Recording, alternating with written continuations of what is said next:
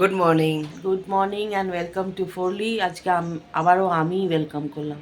আমার ছেলে আমার থেকে কত লম্বা হয়ে যাচ্ছে। আজকে রেজাল্ট, ওর পেটে গুড়গুড় হচ্ছে, আমারও পেটে গুড়গুড় হচ্ছে। ও হাতটা সরা বাবা, ভয়ের চোটে। কুল আমার অ্যান্ড কাম, একটুখানি কুল অ্যান্ড কাম হচ্ছে বাবা।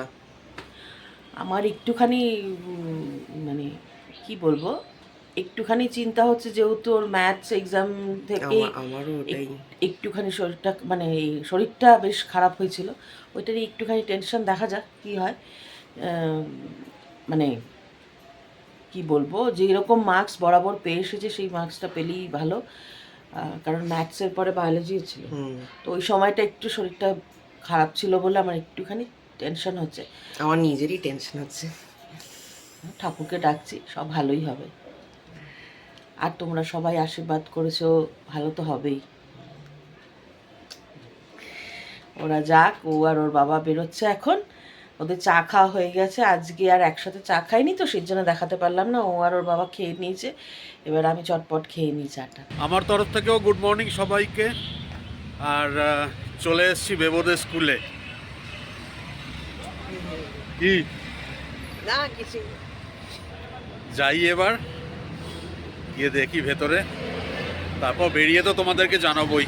এবারের হাসিটা নিশ্চিন্তের হাসি, কারণ রেজাল্ট ভালো হয়েছে। তোমাদের সবার আশীর্বাদ, ভালোবাসা, ভগবানের আশীর্বাদ। যে সাবজেক্টটা নিয়ে ভয় ভয় ছিলাম সবাই, অঙ্ক, কারণ অঙ্কের দিনই তো ধুম জ্বর এসেছিল, সেটা তো ওয়ে অ্যাবাভ এক্সপেক্টেড। খুবই ভালো করেছে। এই যা হয়ে গেল ক্লাস 11, এবার ক্লাস 12। আরও ভালো করে পড়াশোনা করতে হবে, আরও সমস্ত কিছু ভালোভাবে কনসেন্ট্রেট করে সব কিছু ভালো করতে হবে। নতুন ব্যাটেল বলো, নতুন ব্যাটেল আর সেকেন্ড মাইলস্টোন, 100 বার। আর সেকেন্ড আর এটাই বিগেস্ট মাইলস্টোন। বিগেস্ট মাইলস্টোন ক্যারিয়ারে। এই যা, তো ভালো রেজাল্ট যখন করেছে, এখন আবার হচ্ছে পার্টি, সেলিব্রেশন তো করতেই লাগবে। যাই এবার, আমাদের যাওয়ার জায়গা এখান থেকে, স্কুল থেকে বেরিয়ে একটাই, সেটা হচ্ছে আনন্দ।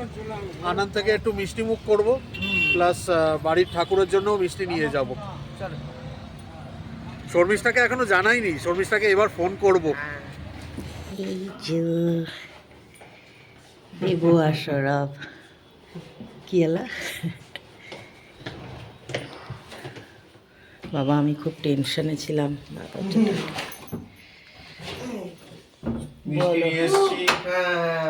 মিষ্টি মুখ হবে, আগে ঠাকুরের মিষ্টি মুখ হবে, কারণ আমার এবার এটা নিয়ে খুব চিন্তায় ছিল। আমার ম্যাথস বায়োলজি দুটোই, কারণ ম্যাথসের পরপরই বায়োলজি ছিল, কিন্তু ঠাকুরের আশীর্বাদে অ্যাজ ইউজুয়াল। এবং এটা মেনটেন করতে হয় বাবা, এরপরে তো বোর্ডস বলো, 12 আইএসসি, এই জিনিসটাকেই মেনটেন করে যেতে হবে। যদি তোমার যে সাবজেক্ট নিয়ে পড়ার ইচ্ছা সেটা যদি করো, তাহলে এটাকে মেনটেন করেই যেতে হবে। কি বললো টিচাররা, কি বলছে? বরাবরই কিছুই বলার নেই। আচ্ছা, আর ইউনিফর্ম কি চেঞ্জ হবে, কিছু বললো? সিলেবাস নিয়ে কিছু নতুন সিলেবাস, আইএসসি নতুন সিলেবাস ইস্যু করেছে। ও তাহলে বই চেঞ্জ হবে? জানি না, না বই চেঞ্জ হবে না, কাট অফ হবে। ওদেরই লাস্ট ব্যাচ, তারপর থেকেই মানে নিয়ম কানুন চেঞ্জ হয়ে আমাদের যাচ্ছে। ম্যাথস টিচার বললেন, যদিও বা আমরা লাকি সেই দিক থেকে, যে মানে ম্যাথসের দিক থেকে আমরা লাকি, কারণ একটা কম্পালসারি সেকশন আছে, বাকি দুটোর মধ্যে যে কোনো একটা করতে পারো। নেক্সট মানে আমাদের পরে যারা আসছে সেই সেশনটাতে কি হবে, যেটা দুটো সেকশন, যেটা যে কোনো একটা করতে পারো, তার মধ্যে একটা তোমার বলছিলাম না কোনিক সেকশন, যেটা মানে যেই এর জন্য কাজে আসে, আমরা তো স্ট্যাটিস্টিক্সটা করি। এবার তখন তোমার ওই মানে কোনিক সেকশন ওইগুলো কম্পালসারি হয়ে যাবে, মানে ওভারঅল সবকিছুই কম্পালসারি পেপারে। টিচাররা জিজ্ঞেস করছিল যে এরপর 12 এর পর কি নিয়ে পড়তে চাও, এইসব নিয়েই কথা বলছিলাম, একটু দেরি হয়ে গেল ওই জন্য। আর ওই এইচওডি ওই কলেজ টলেজের বিষয়ে কিছু সাজেশন দিচ্ছিলেন। আচ্ছা, আর ওই ইউনিফর্মটা পেয়েছো? মানে ইউনিফর্ম তো নিয়ে এসেছি। না, ইউনিফর্ম চেঞ্জ হবে না তো? না আমাদের এখনই লাগবে না, আমাদের জন্য কিচ্ছু না। না চেঞ্জ হওয়ার কিছু চেঞ্জ হওয়াটা না, আমার হাউস কালারটা ওইটা বললো যে এখন কাজ চলে যাবে, কিন্তু এখন বললো ব্যাচটা পরে আসতে হবে। এইটা মিষ্টিটা রাখো ঠাকুরের। হ্যাঁ, ঠাকুর মিষ্টি ঠাকুরের কাছেই রাখো। যখনই শুনেছি বেবোর শরীর খারাপের পরেও বেবোর রেজাল্ট খুবই ভালো হয়েছে, না আজ আমি খাওয়াবো, সেলিব্রেশন। কিন্তু কি খাওয়াবো এটা কি দিস? আজকে ভেজ আমাদের। হ্যাঁ ঠিক আছে, আমার বেবো এটা খেতেই ভালোবাসে, সেটা হচ্ছে সাম্বার রাইস। ওদের সাম্বারটা দারুণ। এবেলা সাম্বার রাইস এগুলো খাবে, ভেজ, সবই ভেজ। সাম্বার যেরকম খায় না ওই রকম। বাবা একটুখানি কাছিটা দে তো। আর ওবেলা ও যদি পোলাও খায় তাহলে পানির টানির দিয়ে পোলাও করে দেবো। রাসাম, রাইস। এটা কি নন্দিনী না নন্দনা কোনটা? নন্দিনী। এই যে ব্যাগ তো নন্দিনী। তো এটাই সেলিব্রেশন আমাদের। ওবেলা আমি বেবো পনির পোলাও খেতেও ভালোবাসে, বা ভেজিটেবল পোলাও, এসব যেটা খাবে সেটা করবো। মাশরুম পোলাও খেলে মাশরুম পোলাওই করে দেবো, যেটা খেতে চাইবে।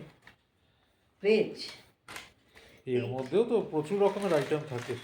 এই যে এটার মধ্যে পাঁপড়। এক্ষুনি বের করো না, ঠান্ডা হয়ে যাবে না তাহলে। দইটা বের করে নিচ্ছি, এই যে দই দেয়।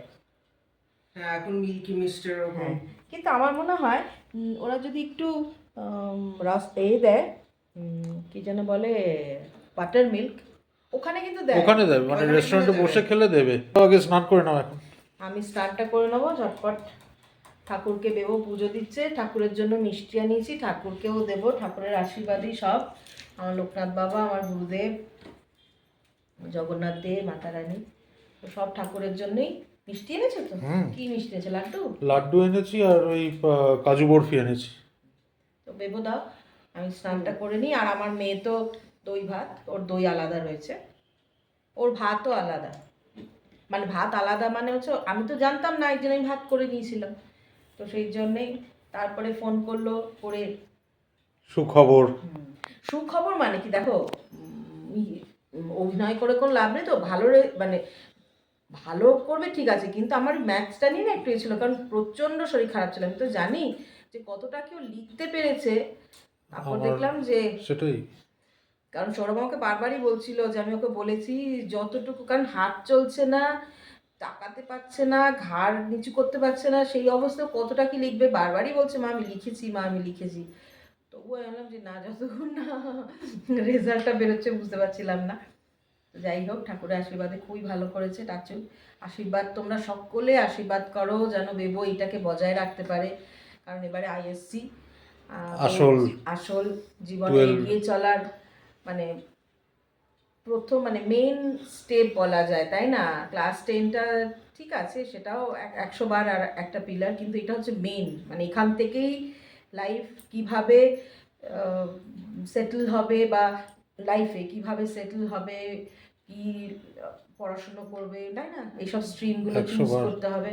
সেই জন্য তোমরা সকলে আশীর্বাদ করো যেন বেবো ভালো মতন পড়াশুনো তো করেই, মানুষের মতন মানুষ হয়। আর ওর তো ভালোবাসার সাবজেক্ট একটাই, তোমরা এতদিনে জেনে গেছো, ফিজিক্স। সেটা নিয়ে যাতে ও পড়াশুনো করতে পারে, এটাই আশীর্বাদ করো। খেতে বসে পড়েছি। আন্ধ্রা মিল আগেও দেখিয়েছি, আগে অনেকবার খেয়েছি। এইটাকে না জানো তো কি বলে? এই যে যেটা ঢালছি, গান পাউডার বলে এটাকে। কি জন্য বলে জানি না। না না, আরো একটা কিছু পাউডার আছে নাম না এটা। এটার মধ্যে না না রসুন টসুন থাকে এর মধ্যে। না না, এর একটা অন্য নামও আছে। অন্য নাম পড়ি না কি বলে এটা? পরি। এদের ডালটাই হচ্ছে মেন। ডাল আর সাম্বার, সঙ্গে রয়েছে পাঁপড় ভাজা। এদের দোকানে কিছু ভিড় দেখতে হয় বলো বাবা। বাবু আমাকে একটু দে।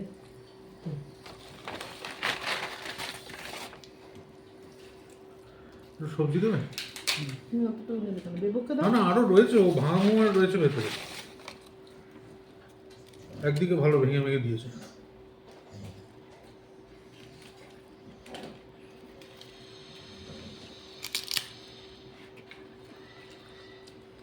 যার যেরকম লাগবে সবজি নিয়ে নাও। আমি নিয়ে নেবো। পুরোপুরি ভেজ খাবার। আজ শুক্রবার, ভেজ খেতেই হবে। এই গরমে না সাম্বার ভাত রসম ভাতই ভালো লাগবে। ব্যাঙ্গালোরে ওই নন্দনা, নন্দিনী, নাগার্জুন, মেঘনা, মানে নাগার্জুন আর এমটিআরও খুব ফেমাস। এমটিআর এখানকার, ও আচ্ছা, এমটিআর মানে এখানকার, আন্ধ্রা। আন্ধ্রার বলছি আমি। এই চারটের মধ্যে নাগার্জুন হচ্ছে 1 নম্বর, তারপর হচ্ছে মেঘনা। আমার নন্দনার থেকে বেশি নন্দিনী মানে খাওয়া ভালো, কিন্তু নাগার্জুন আর মেঘনার লেভেলের না এখনো। না দেখো, নাগার্জুন হচ্ছে একটু কস্টলি, এটাই হচ্ছে কথা। খাবার সব একই গো। এদের সাউথের মানে কি ওটা মানে কি বলবো টেকনিকটাই ওর সাথে খাওয়ার সিমিলার। তুমি দেখো একই ধরনের খাবার পাবে। নাগার্জুন একটু কস্টলি, তার থেকে একটু কম কস্টলি হচ্ছে মেঘনা, তার থেকে একটু কম হচ্ছে নন্দনা। না, আমার তো মনে হয় নন্দনা আর মেঘনা সেম সেম। নন্দনা মেঘনা সেম সেম। নাগার্জুন একটু অন্য রকমের। আমার নন্দিনী বেস্ট লাগে। হ্যাঁ আমার নন্দিনী বাবা বল। আমাদের এখানে কাছেই নন্দিনী, আর আমার নন্দিনীর এখন তো আরো ভালো করে দিয়েছে খাওয়া দাওয়া। কিন্তু আগে আমরা গিয়ে খেতাম, কিন্তু একটা জিনিস মামা, প্রচুর তখন গেছি, ছোট। প্রচুর গেছি। আন্ধ্রা স্টাইল বিরিয়ানি মেঘনা ছাড়া কেউ পারে না, ওটা নাগার্জুনও পারে না। আমি ট্রাই করিনি কখনো, আমি শুধু মেঘনাতে সেটাই বলছি। ট্রাই করলে হয়তো না না না, বুঝতে পারবো। রাক্ষিত আছে না মাম্মা, ও তো তেলেগু। এবার ও বলছিল, মানে আমি একদিন ওকে জিজ্ঞেস করেছিলাম যে কার বিরিয়ানি বেশি ভালো হয়। ওদের দেখো, ও যত তেলেগু বলে ওর এই প্রত্যেকটা রেস্টুরেন্টেই ওর খাওয়া, নন্দিনী হোক, নন্দনা হোক, নাগার্জুন হোক। এবার রেসিডেন্সি রোডের মেঘনা নাগার্জুন তো পাশাপাশি, মানে পাশাপাশি মানে অপোজিট সাইডে। আমি এই জন্য জিজ্ঞেস করেছিলাম কোনটা বেশি ভালো, তখন বলছে বিরিয়ানিতে মেঘনাকে কেউ বিট করতে পারবে না। সৌরভ আবার ওই বিরিয়ানি পছন্দ করে না। আমার আর এবার ভীষণ ভালো লাগে ওই বিরিয়ানি, স্পাইসি। যেটা যেখানকার, আমি ওটাই মনে করি যেটা মানে স্পেশালিটি হয় না যেখানকার, যেটা সেটা খাওয়া উচিত। আমি আর ওটা খাই না বেটা। হ্যাঁ সত্যিই ভালো লাগে খেতে। এক একটা টেস্ট এক আর একটা। পেট ভরানো সব থেকে যে ভীষণ, মানে রিলিজ করে পেট ভরিয়ে খাওয়া যায়। কোনটা? ওই যে খাবারটা, ও আচ্ছা, আমি যেহেতু মেঘনার বিরিয়ানি খাচ্ছি। ওদের বিরিয়ানি কোয়ান্টিটিও কিন্তু অনেকটা, তাই না? সৌরভের শুধু কলকাতার লাজিজ বিরিয়ানি শুধু। আর কলকাতায় গেলে তো আরসালান আরসালান আছে, হাজি হাজি আছে। আছে।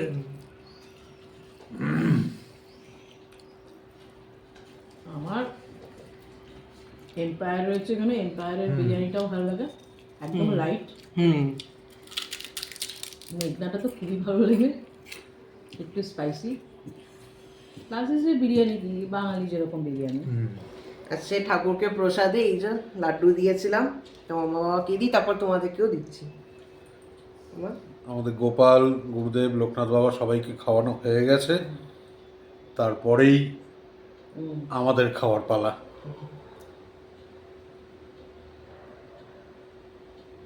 ভালো।